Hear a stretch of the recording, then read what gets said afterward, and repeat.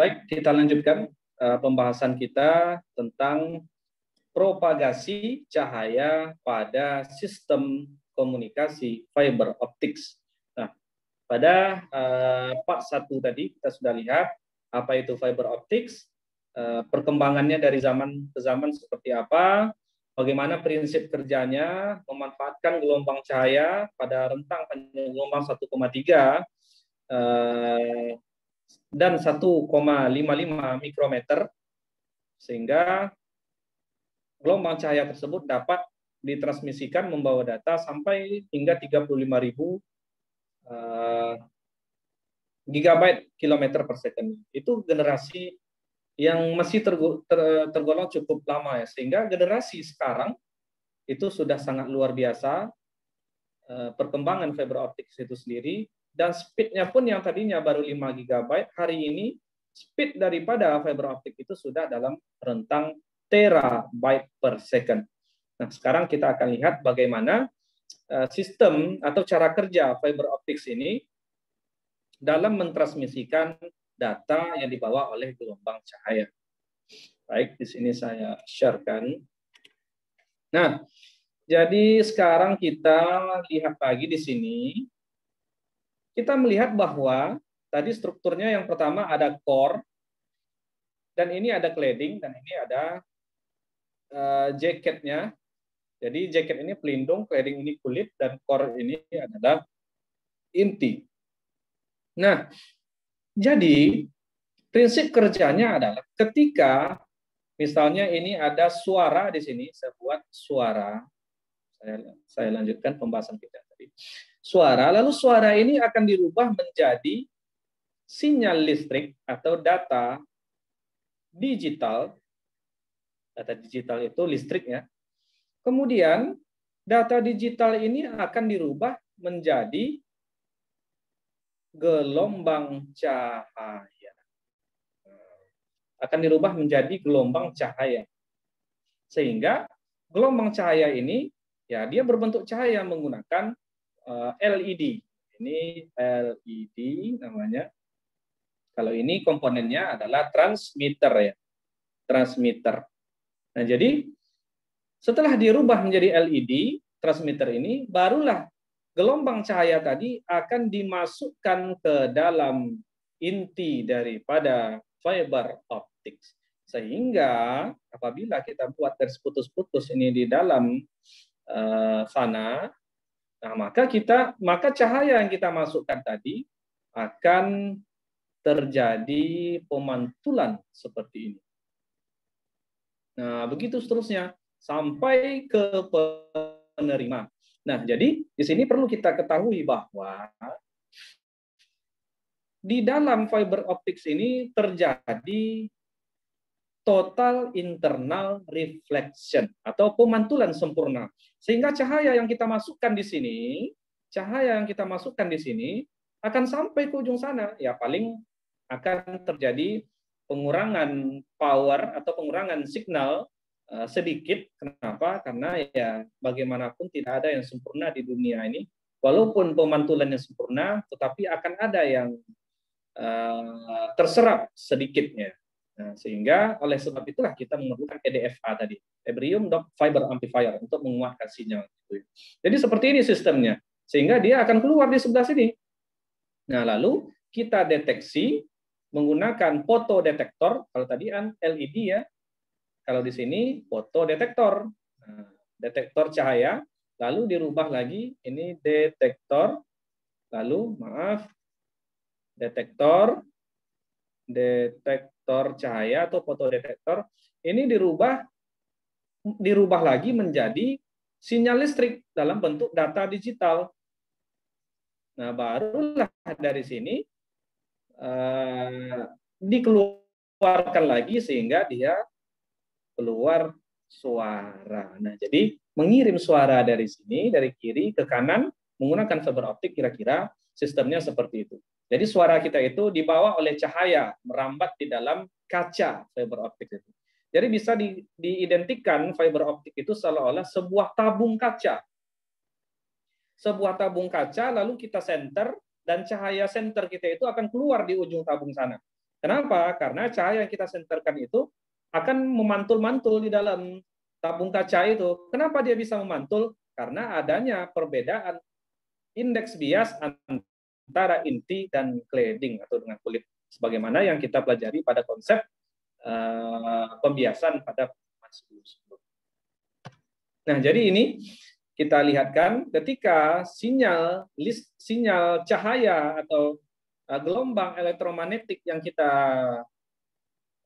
berikan di sini, maka cahaya itu akan mengenai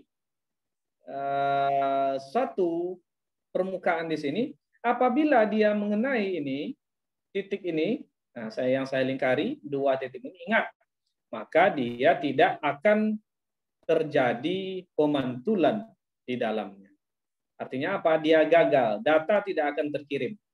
Tetapi kita harus mengatur sedemikian rupa sudut datang ini, incident ray ini, sudut datang atau sinar yang akan kita masukkan ke fiber sedemikian rupa sehingga sinyalnya itu, nah ini satu, misalnya dua, nah ada dua sinyal misalnya yang berhasil, maka kedua sinyal ini kan dapat memantul ya di dalam, dia akan saling memantul terus. Kenapa? Karena dia ada cladding dan ada core. Ingat, core itu adalah inti. Nah, ini core-nya saya buat dari sini sampai ke sini adalah core. Sementara cladding-nya adalah, nah ini cladding-nya ini. Nah, sehingga diameter core-nya sekarang adalah R1 dan diameter cladding-nya adalah R2. Nah, diameternya. Atau jadi ini saya buat diameter D saja. Ini D1, ini D2. Kalau diameter R1, R2. Nah, sehingga perlu suatu sudut supaya terjadi pemantulan sempurna. Nah, kapan terjadi pemantulan sempurna? Kemarin kita sudah belajar, yaitu ketika terjadi sudut kritis. Nah, ini kita lihat critical angle ini membuat sudut bias. Jadi sekarang kan ada cahaya nih datang I1. I1 ini cahaya yang masuk. Nah, kemudian pada sudut tertentu theta A, kita nggak tahu sudutnya berapa, sehingga dia akan dibiaskan seperti ini. Nah, ini. Lalu dia memantul. Nah, ini pantulannya. Di mana sudut ini sekarang kita sebut sebagai sudut kritis. Kenapa sudut kritis? Karena pada saat ini sudut biasnya sekarang adalah berada datar atau berhimpit dengan batas medium. Ini kan sekarang medium core 1, medium inti, dan ini medium cladding, dan ini juga medium cladding di bawah. Ini kita belah dua sekarang fibernya ya. Fiber yang bulat itu kita belah dua, otomatis bagian di atas ini kita jumpa kulit dan bagian di bawah jumpa kulit dan tengah-tengahnya ada lubang intinya. Nah, sehingga yang berhimpit pada batas medium ini adalah sinar biasnya dan ini adalah sinar pantulnya. Nah, sinar pantul ini sekarang adalah pemantulan sempurna sebagaimana yang sudah pernah kita pelajari. Dan kembali lagi terjadi di sini. Ini akan menjadi sudut kritis lagi dan di sini sudut biasnya akan datar lagi di sini dan ini akan terjadi pemantulan sempurna lagi. Nah, begitu seterusnya. Sehingga sinyal atau gelombang cahaya yang memantul-mantul di dalam ini akan sampai ke penerima di ujung fiber sana. Bisa saja jaraknya berkilometer, ribuan kilometer atau ratusan kilometer. Nah, ini sinyal yang berhasil ya. Bagaimana dengan ini I1 ya? Ini sinyal yang pertama. Bagaimana dengan sinyal I2 misalnya? Nah, sinyal I2 ini bisa saja dia tidak berhasil membuat pemantulan sempurna. Kalau dia tidak berhasil membuat sudut kritis di sini, tidak terjadi pemantulan sempurna sehingga dia dibiaskan ke dalam. Artinya nanti akan ada cahaya yang merambat di dalam cladding. Nah, kita tidak butuh cahaya yang merambat dalam cladding. Artinya cahaya yang merambat dalam cladding itu kita sebut sebagai loss, sinyal loss. Nah, sementara sinyal aslinya adalah yang merambat di dalam cladding. Nah, sekarang kita lihat, ingat yang pertama tadi kita ingin menuliskan N1 itu adalah kita sebut sebagai indeks bias inti atau core. Nah, kemudian N2 ini adalah indeks bias cladding. Indeks bias cladding atau kulit ya. Kulit. Nah, jadi di sini syaratnya agar terjadi pemantulan sempurna, maka agar terjadi pemantulan sempurna, maka N1 indeks bias core harus lebih besar daripada indeks bias cladding N2. Nah, di sini didapatkanlah untuk fiber optics itu ya diperoleh contoh, ini contoh ya. Contoh untuk multimoda fiber optik. Nanti akan kita lihat di belakang apa itu multimoda. Ini contoh untuk multimoda fiber optik ditemukanlah bahwa indeks bias core-nya itu atau intinya adalah sekitar 1,48, kemudian indeks bias cladding-nya sekitar sedikit lebih rendah 1,46, seperti itu ya. Nah, sehingga pada kombinasi ini akan diperoleh theta kritis, theta C sama dengan, nah ini rumus kita tadi, sin min 1 antisin dari N2 per N1. Dari mana rumus ini? Rumus ini dari pertemuan kita yang sebelumnya, sudut kritis. Ya. Sehingga pada sudut kritis ini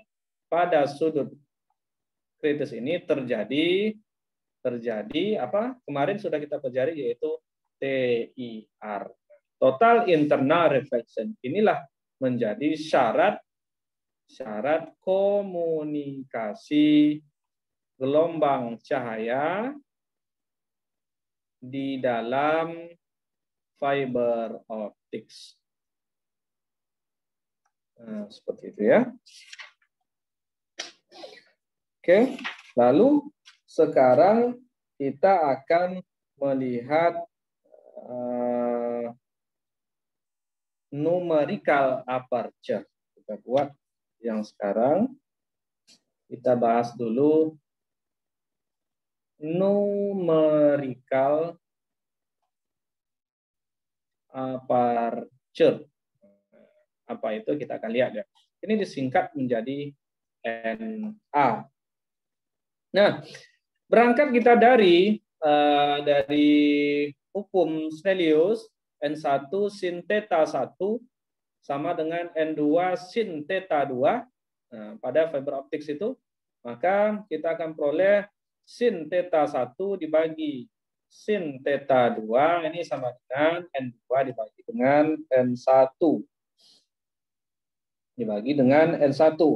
Nah, sehingga di sini akan dapat kita tulis sin theta yang masuk ke dalam fiber optik, sin theta I, dibagi dengan sin theta, ini sama dengan N1 dibagi dengan N0. Nah, di mana N0 ini adalah N0 adalah indeks bias medium. Nah, misalnya example itu udara ya. Nah, kenapa? Karena kita memasukkan cahaya itu misalnya di sini, misalnya di udara kita masukkan cahaya ke dalam fiber optik, otomatis cahaya datang dari udara masuk ke dalam fiber optik sehingga dibuat udara. Artinya N0 ini adalah indeks bias medium sebelum memasuki fiber optik. Nah, seperti itu. Sehingga sebelumnya kita sudah lihat tadi untuk terjadi total internal reflection, maka total internal reflection atau TIR, maka sin theta, sin P, saya buat di sini sin P sama dengan Ya, ini sama dengan cos theta. Sin P ini sama dengan cos theta nilainya. Ini harus lebih besar daripada N2 per N1. Nah, itu yang pertama. Sehingga kita tulis sin theta sama dengan harus lebih kecil dari, nah ini kan lebih besar dan ini harus kecil dari, nah, kita kurung 1 dikurang N2 per N1 kuadrat, nah, ini pangkat setengah. Nah, jadi seperti itu. Sin, theta, dan pi. Yang mana yang theta dan yang mana yang pi apabila kita lihat dari gambar ini. Nah, sekarang sudut theta itu sekarang, nah ini adalah theta dan pi itu sekarang adalah theta kritis. Sudut theta kritis ini adalah pi. Jadi di sini saya buatkan pi itu sebenarnya adalah sudut theta kritis ya. Nah tadi persamaan kita pi ini sin theta kritis ini, pi ini sekarang adalah theta kritis.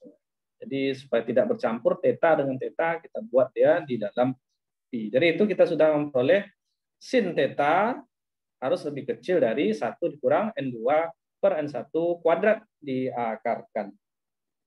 Nah, sehingga kita akan memperoleh sin I-nya dari hukum Snellius, kita akan memperoleh ini nilainya harus lebih kecil dari N1 per NO. Ingat, NO ini adalah N medium. Medium sebelum memasuki fiber optics. Nah, ini buka kurung 1 dikurang N2 per N1. Ini tadi kita kuadratkan dan ini diakarkan setengah. Nah, ini sin I, saya tulis lagi, sin I sama dengan N1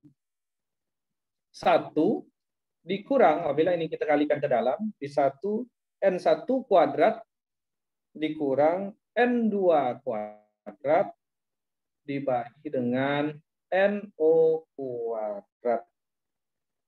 Nah, ini kita pangkatkan dengan setengah. Nah, jadi seperti itu.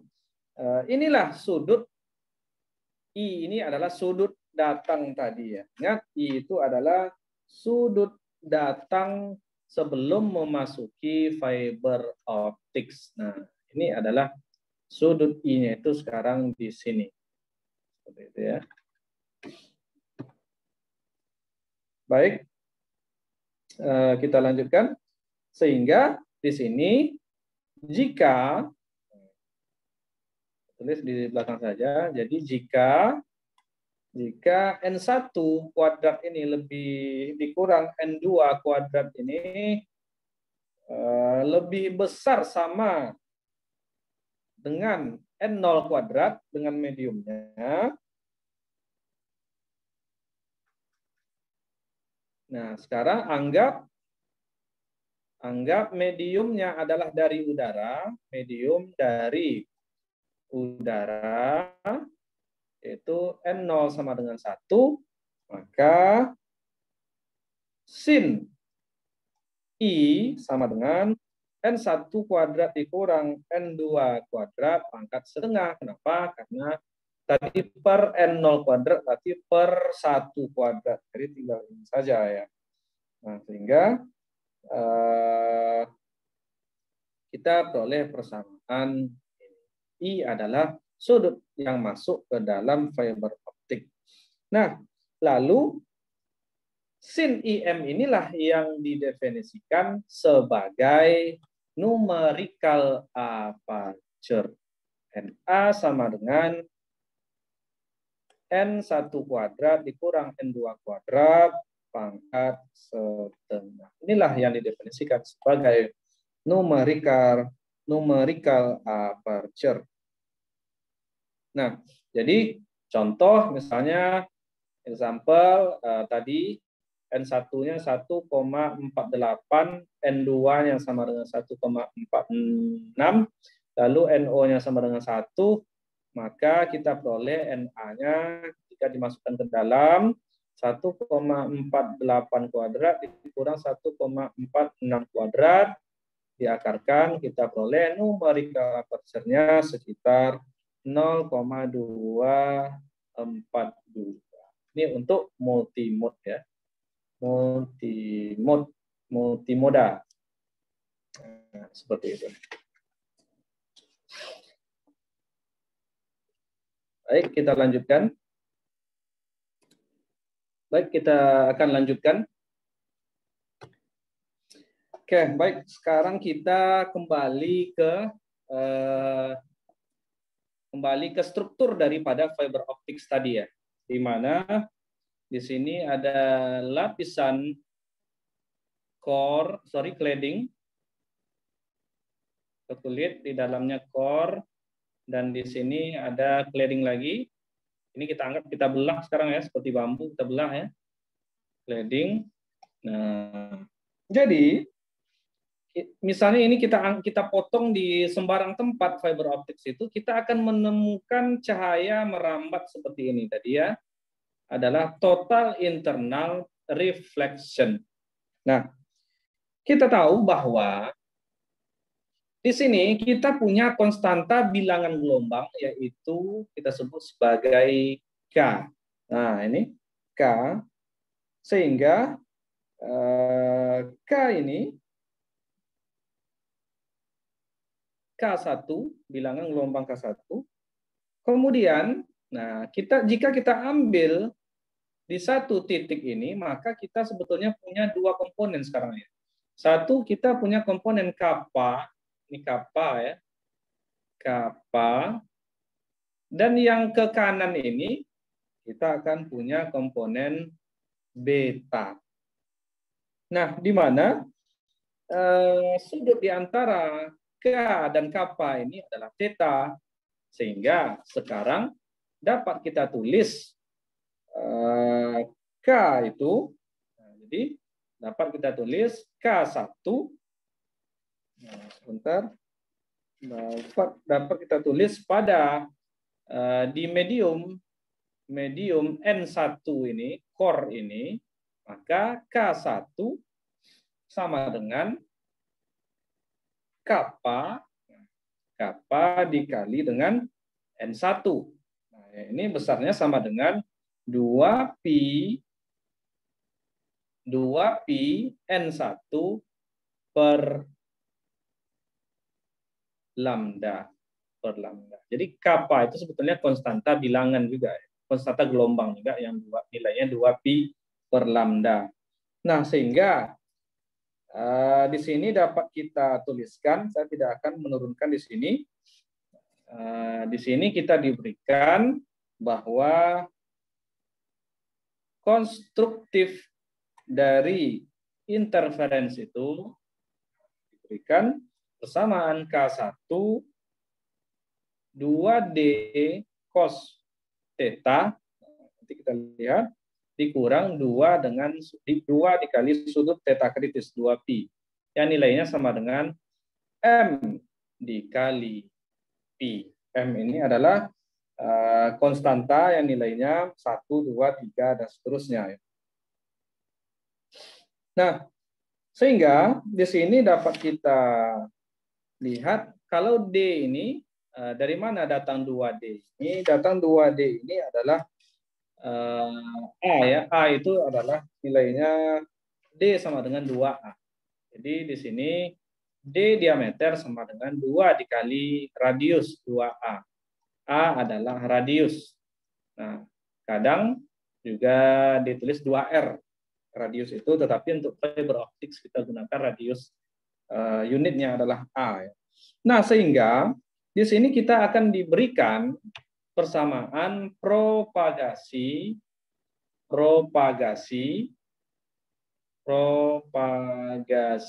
Nah, kita sebut juga konstanta propagasi, yaitu Bm sama dengan K1 sin theta M. Nah, ini theta M ini theta yang masuk tadi ya.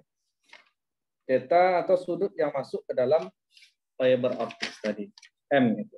Sehingga di sini dapat juga kita tulis, kita substitusikan 2pi N1 per lambda tadi. Nah, ini dikali dengan sin theta M. Nah, sehingga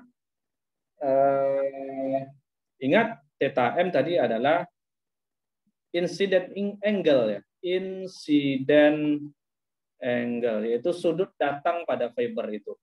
Nah, sehingga kita juga bisa menulis fungsi kappa M sama dengan K1 cos. Nah, cos ya, ini kita lihat dari proyeksi vektornya tadi. Cos theta M sama dengan K1 tadi 2pi N1 per lambda, ini kita kurung dikali dengan cos theta M. Nah, itulah dua besaran konstanta yang merambat di dalam core atau di dalam inti fiber optik. Nah, sekarang kita lihat lagi apa persamaan gelombang yang merambat di dalam fiber optik itu. Nah, di persamaan gelombang yang merambat di dalam fiber optik tadi adalah E sebagai fungsi, kita anggap searah fungsi Z ya, Y, Z, T, Z adalah arah propagasi, Y adalah amplitudenya, dan T adalah waktu. Maka ini sama dengan 2 EM adalah amplitudo sebagai fungsi Y.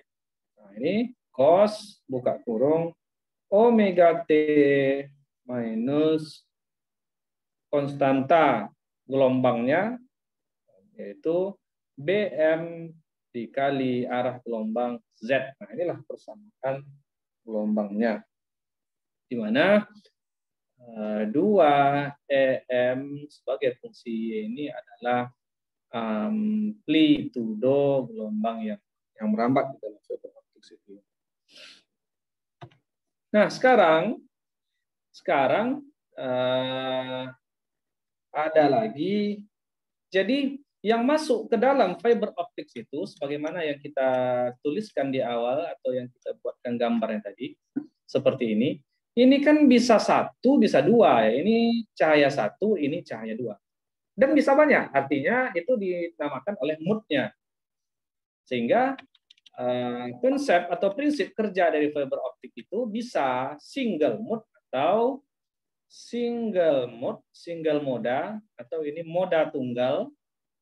Moda tunggal, bisa juga dia multi mode atau moda jamak. Ada banyak cahaya yang masuk ke dalam fiber optik itu ya. Apa yang membedakannya? Di sini akan kita lihat. Yang membedakannya adalah jika M adalah jumlah mode ya, M itu adalah jumlah mode. Ini harus kecil sama dari 2V dikurang sudut theta kritis atau sudut V ini dibagi dengan V ya.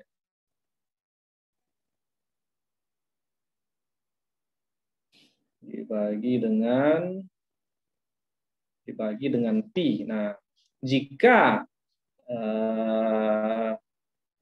M ini nilainya lebih kecil atau sama dari ini, maka akan ada mode atau moda di dalam fiber optik. Ini syaratnya ini ya. Syaratnya. Jadi ada berapa? Ada berapa mode di dalamnya? Nah, itu yang akan kita lihat. Tetapi harus ada mode-nya, syaratnya harus ini. Kalau tidak ya berarti kalau nilai M ini lebih besar daripada yang sebelah kanan ini, artinya apa? Tidak terdapat mode yang berhasil masuk ke dalam fiber optik.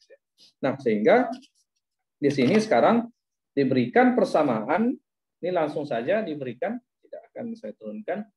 V sama dengan 2pi A per lambda, ini N1 dikurang N2 sama-sama dikuadratkan, ini tadi pangkat setengah. Nah, ini kita sebut sebagai V parameter atau V number. Nah, jadi itu kita sebut sebagai V parameter atau V numbers. Jadi syarat moda itu tadi sudah kita peroleh, M harus lebih kecil sama, sementara jumlah modanya ditentukan oleh nilai V ini. Jadi jumlah modanya, jumlah mod, nah, ditentukan oleh V, ya, di mana kita diberikan nilai V itu harus, sebentar. Jadi jumlah moda itu ditentukan oleh nilai V, ya. Ini kita sebut sebagai V parameter. Nah, sekarang sebelumnya kita lihat dulu satu lagi, yaitu yang kita sebut sebagai normalized index bias. Normalized ternormalisasi, maksudnya indeks bias ternormalisasi, indeks difference, ya, normalized index difference, perbedaan indeks bias yang ternormalisasi itu diambil nilainya N1 dikurang N2 per N1. Nah, yang ini nilainya sama sekitar N1 kuadrat dikurang N2 kuadrat. Ini saya kurung, ini saya bagi dengan 2N1 kuadrat. Sehingga dari sini kita diberikan M mod itu, jumlah mod itu, diberikan tadi V sama dengan 2pi, nah, kita ambil ini 2pi A per lambda dikali dengan 2N1 dikali NV dikali NV. Ini pangkat setengah. Kita substitusikan N1 per N2, N1 kurang N2 kuadrat per 2N1 ini kita substitusikan ke sini, ke persamaan V tadi, ya. Nah, sehingga di sini dapat kita tuliskan jumlah mod, sekali lagi jumlah mod ini diberikan oleh M sama dengan V kuadrat per 2. Inilah untuk menentukan jumlah moda, di mana syaratnya V harus besar dari 2,405. Jadi ini menentukan jumlah mod untuk V yang lebih jauh lebih besar daripada 2,405. Lalu bagaimana dengan V sama dengan 2,405? Bagaimana dengan V atau V number ini dengan nilainya 2,405? Ini kita sebut sebagai V cut off, batas dari moda tunggal atau moda tunggal dengan moda jamak. Nah, sehingga jadi ini batasnya apabila V-nya lebih kecil dari 2,405, maka dia akan bersifat single mode. Nah, ingat, kapan modanya sama dengan 1 adalah ketika V-nya berada lebih besar daripada 0 dan lebih kecil daripada 2,405. Nah, itu kita sebut sebagai single mode. Nah, V besar dari 0 dan kecil dari 2,405 ini adalah single mode. Dan multimoda adalah V harus lebih besar dari 2,405. Ini untuk multimode. Nah, modanya ada banyak. Lalu kalau modanya, sekali lagi, kalau V-nya lebih dari 2,405, kita sebut dia moda jamak. Tetapi kita ingin menentukan jumlah moda apabila V-nya jauh lebih besar daripada 2,405, kita gunakan persamaan. Sekarang saya lanjutkan.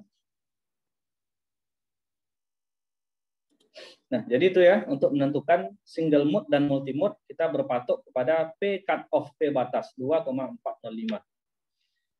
Nah, sekarang kita lihat lagi, yaitu normalized propagation constant. Normalized propagation constant. Nah, atau konstanta propagasi ternormalisasi.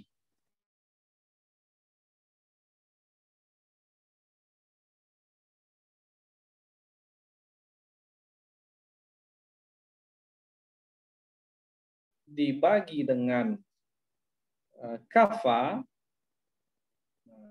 beta dibagi dengan kappa, ini dikuadratkan dikurang N2 kuadrat dibagi dengan N1 kuadrat dikurang.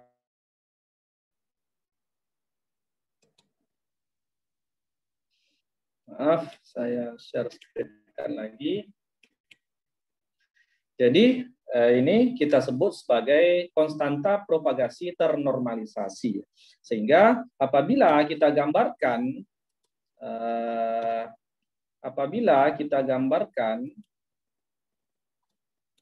propagasi ini terhadap V number atau jumlah mode, maka kita akan memperoleh hasil seperti ini. Ini 0,2, 0,4, 0,6, 0,8 sampai 1. Ingat, kalau ternormalisasi itu, fungsi ternormalisasi kan nilainya sama dengan 1 ya, maksimumnya. Ini adalah nilai B dari konstanta propagasi konstan, ternormalisasi nilainya 1 maksimum. Nah, sedangkan ini adalah V numbers, otomatis ini nilainya dari 0, 1, 2, 3, 4, 5, 6, dan seterusnya ya. Terserah sampai berapa. Ini diberikan grafiknya seperti ini. Nah, ini yang pertama seperti ini, maaf. Seperti ini. Kemudian seperti ini. Nah, ini ada banyak grafiknya. Terserah dan seterusnya. Jadi ini disebut sebagai LP. Ini kita sebut sebagai LP01. LP01 ini adalah LP11, ini LP21, ini LP02, maaf ya, 02, LP02. Nah, sekarang saya jelaskan. Tadi kita tahu V cut off adalah, nah ini di sini yaitu 2,405. Ini kita sebut sebagai tadi V cut off. Artinya ini adalah V batas, di mana apabila V kecil dari 2,405 hanya 1 mode. Jadi ini hanya 1 garis yang boleh. Artinya kapan single mode ada? adalah ketika 2,405 tadi sudah saya jelaskan, sehingga pada kondisi V, jadi pada kondisi V kecil dari 2,405 maka terjadi single mode. Nah, single mode itu kita sebut sebagai LP01. Nah, jadi sekali lagi LP01 kita sebut sebagai profil dari single mode, yaitu dengan V lebih kecil dari 2,405 dan lebih besar dari 0, tidak boleh 0 ya. Nah, sedangkan LP11, LP21, LP02 ini kan sudah ada 2 mode, sudah ada 2 di dalamnya, 3, 4. Nah, otomatis ini kita sebut sebagai multimoda ya. Multimode yaitu untuk V lebih besar dari 2,405. Jadi seperti itu kira-kira hubungan antara konstanta propagasi konstan dengan V number mode. Nah, baik, sekarang di sini saya jelaskan berdasarkan mode gelombang cahayanya. Jadi tadi sudah kita lihat ada multimode dan ada single mode berdasarkan V number-nya itu tadi. Kemudian berdasarkan perubahan indeks biasnya, ada step index fiber, ada graded index fiber. Nanti kita akan lihat pada pertemuan selanjutnya. Nah, baik, itu saja yang dapat saya sampaikan di sini untuk materi kita. Tetapi mohon untuk nanti dilihat contoh-contoh soalnya atau soalnya mohon dipelajari berdasarkan rumus-rumus yang sudah kita berikan. Itu saja yang dapat saya sampaikan. Kuliah fiber optik ini sebetulnya sangat menarik ya, kuliah ini, dan saya yakin sangat bermanfaat untuk pengetahuan kita bersama, karena ini adalah bagian modern, kajian modern atau theoretical modern dari optik itu sendiri. Selama ini kita kan belajar optik itu identik ke sinar-sinar, sinar istimewa, cermin cekung, cermin cembung, ada juga alat-alat optik dan sebagainya. Nah, sekarang kita juga harus tahu bagian modern dari optik ini seperti fiber optics ini. Dan nanti banyak yang lainnya yang akan kita bahas pada materi optik. Baik, itu saja yang dapat saya sampaikan. Lebih dan kurang saya mohon maaf. Kalau ada pertanyaan bisa dituliskan di kolom komentar, dan jika ada yang ingin disampaikan juga bisa melalui WhatsApp grup kita ya. Baik, itu saja yang dapat saya sampaikan. Assalamualaikum warahmatullahi wabarakatuh.